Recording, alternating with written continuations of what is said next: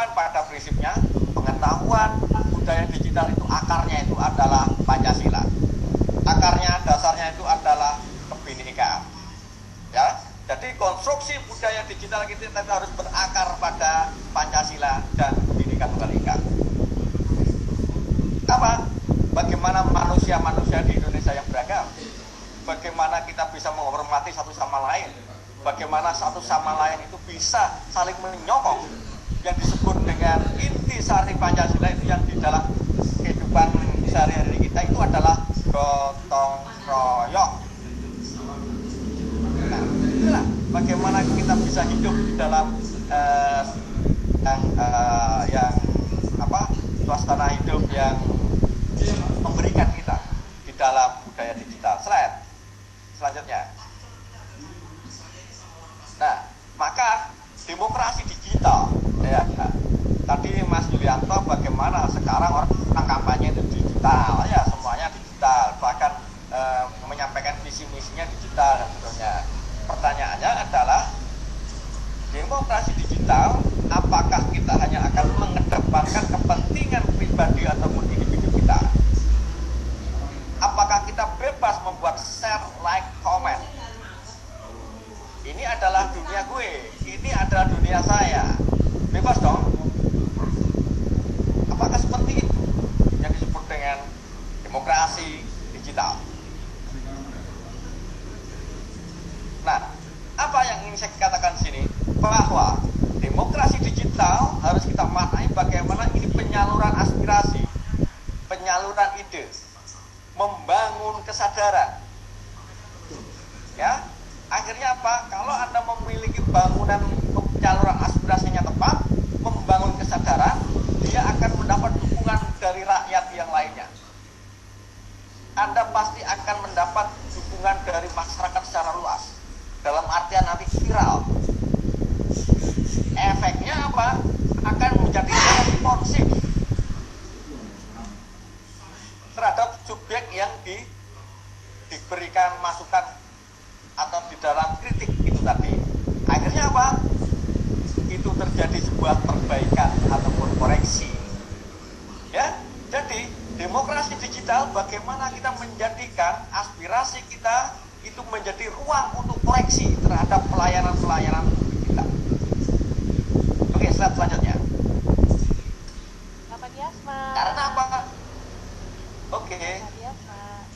Waktunya sisa 5 menit lagi, waktu. Oke, ya. Bapak ya. Ya. Bagaimana penyampaiannya ini misalkan? Ya.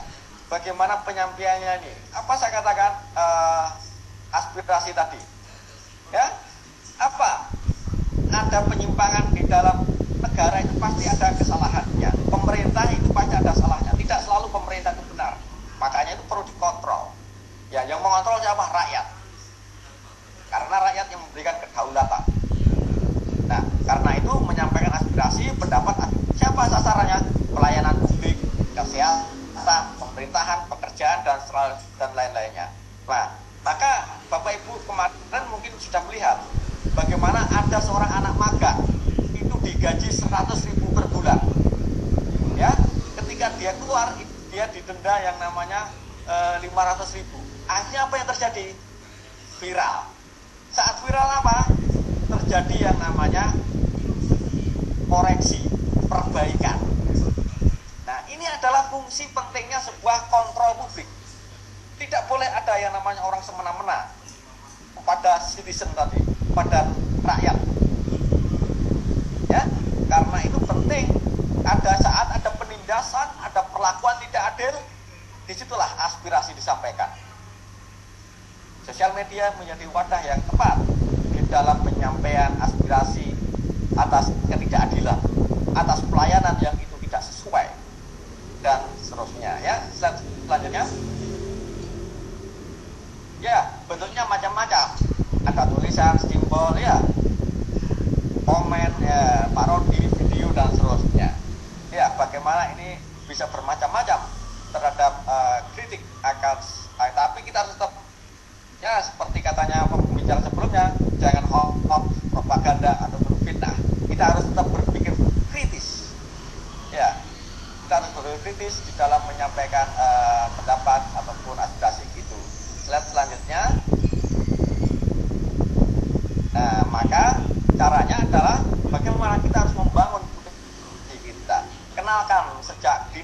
kecil. Bagaimana Anda punya teman yang berbeda? Bagaimana Anda saling menghormati, membuka ruang-ruang diskusi, membuat dialog-dialog publik, bertemu dengan orang yang berbeda, berkumpul dengan warganet dalam WAG, melakukan interaksi sosial. Kalau Anda sering yang namanya berkumpul dengan orang yang berbeda, saya yakin Anda pikirannya akan terbuka. Ya, Anda bayangkan kalau saya orang yang tertutup, berarti teman saya itu homogen. Homogen ini dalam artian satu warna, ya, satu warna dan seterusnya. Karena itu sering-seringlah kita harus mendidik anak-anak kita dalam lingkungan yang lebih heterogen. Apa? Ya karena Bhinneka Tunggal Ika itu. Ya karena Pancasila itu. Kita didik anak kita, teman-teman kita, anak-anak kita untuk selalu berteman dengan orang-orang yang berbeda. Itu akan menjawab pikiran yang terbuka. Ya, slide selanjutnya. Ya, jadi Bapak Ibu sekalian, ya dalam penuntut ini, bagaimana demokrasi itu menggunakan demokrasi yang berbudaya. Bung Karno saat mendesain demokrasi itu bukan demokrasi ala Barat, bukan demokrasi ala Amerika, bukan demokrasi ala Inggris, di mana demokrasi itu akhirnya dimenangkan oleh para pemilik modal, dimenangkan oleh namanya orang yang memiliki kekuasaan. Makanya demokrasi di Indonesia dikatakan Bung Karno harus sejalan dengan demokrasi ekonomi. Ya, ada demokrasi politik harus diikuti dengan demokrasi ekonomi. Ini yang disebut dengan sosio-demokrasi. Ya, bagaimana kemudian dasar kemanusiaan dan kebangsaan diperas menjadi satu yang disebut sosio-nasionalisme. Nah, di sini kenapa demokrasi ini akhirnya menjadi satu hal untuk dengan cara berbudaya itu. Ya, bagaimana orang kaya itu ya boleh, tapi Anda punya tanggung jawab sosial, kira-kira seperti itu ya. Jadi jangan sampai demokrasi ini hanya dimiliki oleh model-model Barat seperti yang hanya orang-orang yang mampu secara politik, demokrasi politik. Nggak boleh hanya sekedar demokrasi politik. Bung Karno mengingatkan itu berjauh-jauh hari, tapi juga harus ada demokrasi ekonomi. Itu yang membedakan demokrasi Indonesia dengan demokrasi Barat. Maka demokrasi ini harus menjadi pengontrol kebijakan dan pelayanan publik. Oh, tes PCR ternyata menguntungkan salah satu elit. Demokrasi dikontrol. Ya, nggak boleh berbisnis dengan rakyat. Akhirnya dikontrol. Oh, ternyata tes PCR akhirnya diubah oleh akhirnya sekarang gratis, nggak perlu ada PCR karena ada itu. Nah, akhirnya ada kontrol dalam pelayanan publik. Ya, terus yang kedua mampu membedakan mana ruang privat dan mana ruang publik. Oh, aku ini sekarang ngomong soal urusan pribadi saya. Ya sudah, saya ngomong pribadi saya. Ya, yang terakhir adalah bagaimana dalam bersosial media kita selalu membawa pesan-pesan perdamaian, membawa pesan-pesan yang sejuk, menyenangkan, ya, menghibur, ya, memberikan inspirasi. Toh intinya adalah membawa persatuan, kemajuan, dan ya syukur-syukur kalau itu membawa kesejahteraan dan perbaikan ekonomi. Ya seperti Mbak Cindy ini ya akhirnya bisa memberikan followernya banyak, ya akhirnya bisa menghasilkan yang namanya ekonomi apa? Jadi iklan, ya. Terus jadi konsultannya ini ada inspirasi bagaimana sosial media bisa menjadi ruang, selain ruang kontrol publik, dia juga ya syukur-syukur membawa rezeki dan lain sebagainya. Ya, sekian dari saya, kurang lebihnya mohon maaf kalau ada kekurangan. Matur suwun Bapak Diasma atas pemaparannya. Yuk mari kita jadikan demokrasi digital ini demokrasi yang berbudaya. Itu tadi demokrasi digital ini menjadi perbaikan juga pengontrol kebijakan dan pelayanan publik. Ini aku setuju banget, dan mampu membedakan mana ruang privat, mana ruang publik, dan juga yang paling penting adalah membawa pesan perdamaian, persatuan, dan juga kemajuan untuk bangsa Indonesia. Amin. Terima kasih Bapak Diasma atas pemaparannya. Monggo Bapak Ibu, adik-adik, teman-teman yang mau bertanya silakan bertanya di kolom chat, sertakan nama. Lalu pertanyaannya untuk Bapak Diasma dan pertanyaannya apa? Nanti kita akan sharing bareng pertanyaan tersebut di sesi Q&A ya. Kalau tadi kita sudah mendengarkan empat narasumber hebat kita yang sudah hadir. Nah sekarang Kak Yade mau sharing bareng, berbincang ringan nih dengan key opinion leader kita yang sudah hadir di sore ini. Ada Kak Cindy ANG. Beliau adalah selaku content creator. Kak Yade disapa dulu. Halo Kak Cindy, selamat sore. Selamat sore Kak Yade dan semua peserta literasi digital sore ini ya. Selamat sore juga untuk kepada seluruh narasumber. Senang sekali ketemu lagi di Kabupaten Sukoharjo ya. Wah, luar biasa. Kak Cindy, gimana kabarnya Kak hari ini? Tentu baik-baik Kak Yade. Sehat-sehat. Kak Yade gimana kabarnya? Sehat-sehat ya. Alhamdulillah sehat dan semangat selalu Kak Cindy tentunya dalam webinar literasi digital ini penting banget sehat dan semangat ya Kak di kala pandemi ini ya Kak ya. Benar banget Kak. Mau tanya-tanya lagi sibuk apa nih sekarang nih Kak?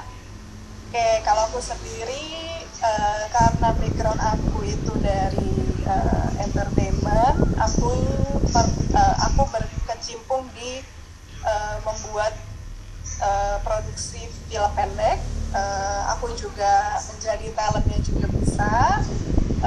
Terus aku juga sekarang sih lagi menjadi konsultan di bidang kesehatan dan keuangan kayak di. Sama ada satu lagi, aku lagi merintis UMKM aja. Waduh luar biasa ya, sibuk tapi luar biasa produktif, keren banget Kak Cindy ya tentunya. Nah Kak, kita mau bincang-bincang ringan nih tentang tema kita hari ini, yaitu media sosial sebagai wadah demokrasi. Karena memang sekarang kita nggak bisa dipungkirin lagi ya Kak, apapun itu semua di media sosial. Bahkan tadi udah dibilang nih sama narasumber kita bahwa sekarang ada fenomena baru namanya viral gitu kan. Apapun yang viral pasti deh pejabat-pejabat publik, para elit itu langsung, wah ada apa nih gitu, langsung kayak kebakaran jenggot gitu kan Kak. Nah kalau dari Kak Cindy sendiri nih, menurut Kakak gimana sih Kak menggunakan media sosial sebagai wadah demokrasi dalam pekerjaannya Kak Cindy? Silakan Kak.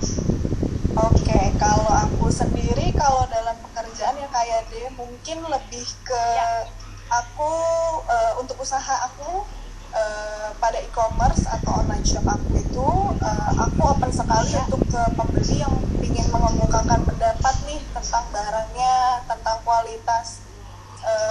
Misalnya mereka mau menginput atau kasih masukan tentang kualitas barangnya ataupun pelayanan customer service-nya itu yang di dalam pekerjaan aku ya itu lebih seperti itu sih, kayak dia lebih kayak untuk input ke apa namanya, bagaimana sih nanti kita Untuk masukan perbaikan juga ya Kak ya ke kita. Bener, input untuk perbaikan ke online shop sendiri gitu. Bagaimana pengen bagaimana sih customer pengen puasin gitu. Betul. Nah itu aku setuju, karena kembali lagi itu untuk kemajuan usaha kita juga ya Kak Cindy ya. Betul, kayak Benar banget. Nah Kak, kalau sekarang nih kan saat ini kan media sosial kan sudah dapat digunakan sebagai wadah demokrasi yang positif nih di kalangan masyarakat Indonesia. Nah menurut Kak Cindy, kalau dari tanggapannya Kak Cindy, apakah sekarang media sosial sudah benar-benar digunakan untuk wadah demokrasi yang positif? Apakah benar nih atau jangan-jangan malah sebaliknya gitu? Silakan Kak. Oke, kalau ini menurut aku masih 50-50 karena emang sudah banyak sebagian besar nih masyarakat Indonesia tuh udah bisa menggunakan medsos dengan bijaksana, dengan baik. Mungkin ada juga yang sebagiannya tuh belum, tapi seiringnya dengan waktu dan juga dengan adanya literasi digital kayak gini, sebetulnya bisa menjadi gencaran kita tuh juga mengupload, mengedukasi, membantu mereka tuh digencarkan dengan konten-konten positif juga kan. Jadi tuh masyarakat digital yang belum menguasai etika atau literasi digitalnya itu pun bisa pelan-pelan bisa mengikuti, dan juga kita bisa juga membimbing mereka untuk menjadikan medsos itu sebagai wadah demokrasi yang positif kayak di. Setuju banget, apalagi makanya ya kayak kalau bisa ajak nih orang-orang terdekat kita, nggak usah jauh-jauh nih dari keluarga aja dulu ya, kayak ikutan nih webinar ada di sini tuh kita benar-benar diajarkan bagaimana cara kita berhadapan di dunia digital ini, apalagi sekarang udah kayak 4 pilar itu udah kayak nutrisi kita dalam sosial media ya, kayak udah bukan kayak hanya cuma ilmu aja, tapi udah kayak kebutuhan pokok gitu jadinya untuk kita sekarang ini gitu. Nah Kak, menurut Kakak nih, hal kecil apa sih Kak yang bisa kita lakukan nih sebagai masyarakat Indonesia dan juga sebagai generasi perubahan nih ya, untuk dapat menciptakan lingkungan yang demokrasi yang positif tentunya di media sosial kita? Silakan Kak. Oke, pastinya sih saling menghormati dahulu nih, kayak deh misalnya antar sama. Ketika kita mengemukakan pendapat, terus kita juga misalnya saling berbeda pendapat juga, kita tuh mari coba bersama-sama tuh memahami posisi dan keadaan satu sama lain. Kita mencoba menempatkan diri, misalnya ada seseorang yang berpendapat tentang A, tapi kita melihat A itu sebagai kita berpendapat tentang hal itu tuh sebagai yang B gitu. Itu kan kita bukan cuma gimana ya, bukan karena manusia ini kan banyak banget dan sangat unik ya menurut aku, dari secara berpikir, cara bertindak, cara memandang suatu hal itu tuh sangat-sangat banyak ilmunya juga, dan banyak sesuatu yang kita nggak tahu, maksudnya dengan sisi pandang dari orang lain tuh bisa berbeda dengan kita gitu. Jadi pertama sih yang pasti kita harus saling menghormati aja, tidak saling egois sama nggak saling menghakimi tentunya. Itu yang hal kecil yang bisa dimulai dari diri sendiri sebetulnya kan. Untuk ke depannya mungkin bisa juga kita selain menghormati, ya udah kita tidak juga memancing nih, tidak memprovokasi juga, itu mesti dihindari sih kayak gitu. Bener banget Kak, jangan memprovokasi. Mungkin sebenarnya kita kayak nggak sadar, kadang kita nggak sadar ya, kayak dalam sosial media atau misalnya dalam di WhatsApp grup contohnya misalnya gitu ya Kak, kadang-kadang kita nggak sadar nih, kita komentar, ternyata komentar kita itu anggapan orang lain tuh kita kayak memprovokasi gitu kan. Itu sebenarnya sering kita lakukan dan mungkin kita nggak sadar tuh ngelakuin kayak gitu. Iya, dan banyak juga banget sih mulai dari diri kita. Ya. Dan banyak juga misalnya kayak seperti kemarin mamaku mendapat informasi dari WhatsApp, tapi itu menyimpulkannya berbeda sekali dengan faktanya gitu. Itu misalnya kita sebagai anak pun mesti meluruskan, mah bukan seperti ini loh, maksudnya tuh seperti ini. Jadi terkadang tuh masih banyak juga orang-orang tua ataupun kalangan muda pun misalnya yang lack of knowledge atau misalnya pengetahuannya tuh lebih kurang, itu kita mesti mengedukasi juga gitu. Iya benar banget Kak, aku setuju banget sih. Justru kita nih para pemuda-pemudi ini, pemuda-pemudi agen perubahan ini harusnya bukannya kita diem aja ya di grup tersebut atau kita berada di satu grup dan ada berita yang nggak benar, itu kita harus jadi mengedukasi gitu. Justru kita harus jadi agen perubahan, kita mengedukasi ya Kak. Itu aku setuju banget tadi kayak Kak Cindy bilang bahwa ini sebenarnya nggak kayak gini gitu. Karena kalau nanti nggak istilahnya nggak diperbaiki atau tidak kita edukasi, nanti yang ada bisa jadi tertimbul perpecahan gitu. Bahkan bisa berantem tuh Kak, kadang-kadang saling beda pendapat yang berujungnya jadi berantem ya Kak di WhatsApp. Benar kayak itu kan ini yang kita nggak mau kan, karena sebenarnya memang demokrasi ini kita bebas berekspresi, tapi kembali lagi bebas boleh tapi jangan bablas ya kayak itu tadi. Selalu luar biasa banget. Mengungkapkan kita yang apa yang mau kita upload itu mesti sangat-sangat dipikirin. Setuju. Think before posting ya kan, saring sebelum sharing. Bener banget, saring dulu sebelum sharing. Pinter banget, aduh luar biasa banget, smart banget Kak Cindy. Terima kasih banget atas insight-nya, atas sharingnya hari ini, luar biasa. Mudah-mudahan semua sharing kita di sore hari ini bisa diterapkan oleh para peserta di Kabupaten Sidoarjo. Terima kasih Kak Cindy atas waktunya ya Kak ya. Sama-sama Kak ya. Sehat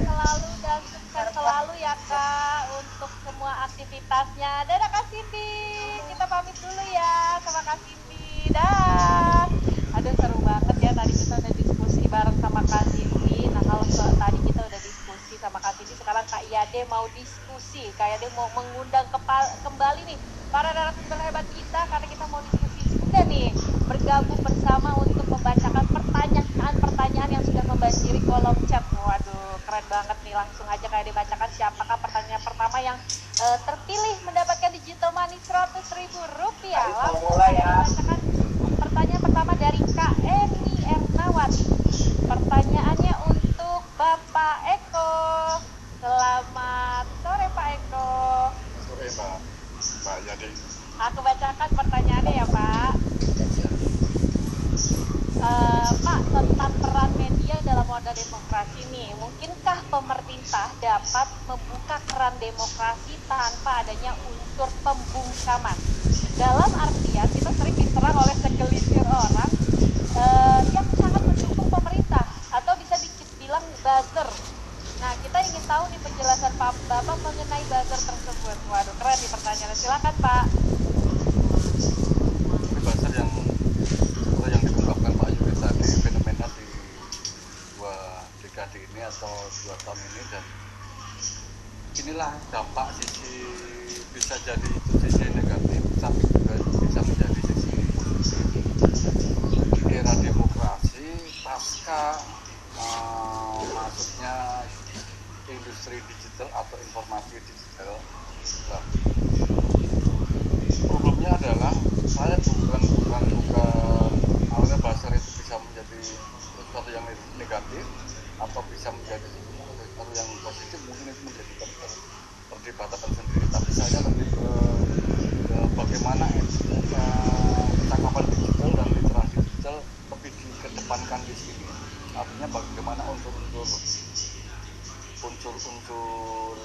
soal konten, apakah bagaimana hoax atau tidak, kemudian apakah itu kontennya negatif atau tidak, itu mungkin yang lebih ditekankan di sini.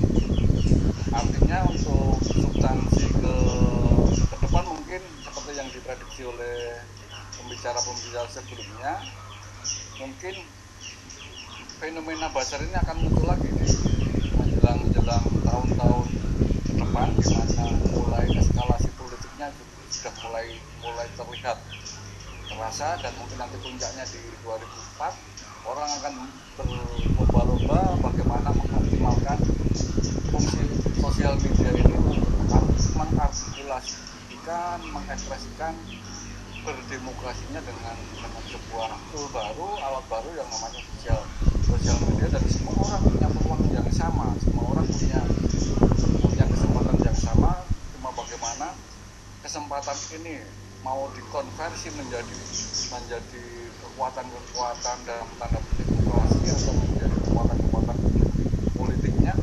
Mungkin disitulah mungkin challenge-nya, tantangan dan lain sebagainya.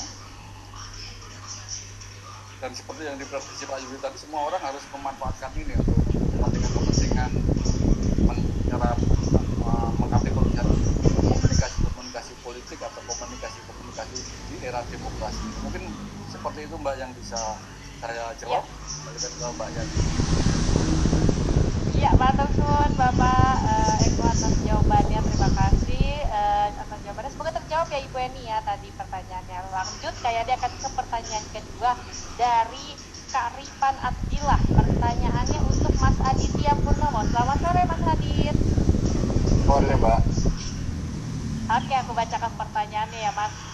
Mas Adit, apakah peran pemerintah, Kominfo dan Badan Sandi Negara sebagai pengelola data pribadi masyarakat Indonesia sudah bekerja dengan maksimal? Dan apa yang seharusnya dapat dilakukan oleh pemerintah agar dapat mencegah peretasan terhadap data pribadi masyarakat Indonesia? Waduh, luar biasa pertanyaannya. Silakan Mas Adit.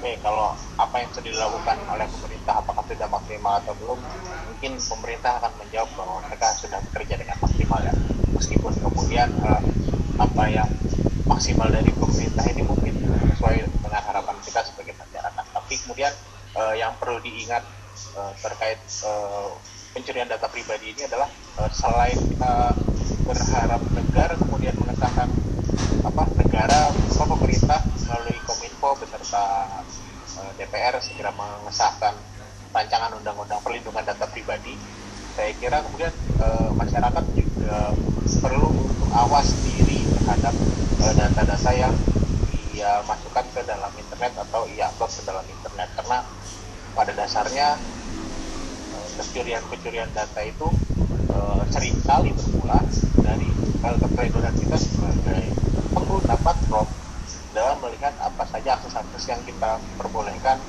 kepada si platform tersebut, ketika mereka bisa mengakses apa yang ada di gawai kita, salah satunya itu. Tapi kemudian saya kira satu hal yang bisa sangat dilakukan oleh pemerintah segera adalah cobalah sahkan undang-undang PDP, undang-undang perlindungan data pribadi, karena dengan kehadiran undang-undang perlindungan data pribadi, kita sebagai masyarakat atau kita sebagai konsumen atau pemilik data kemudian memiliki kekuatan hukum di mata platform atau di mata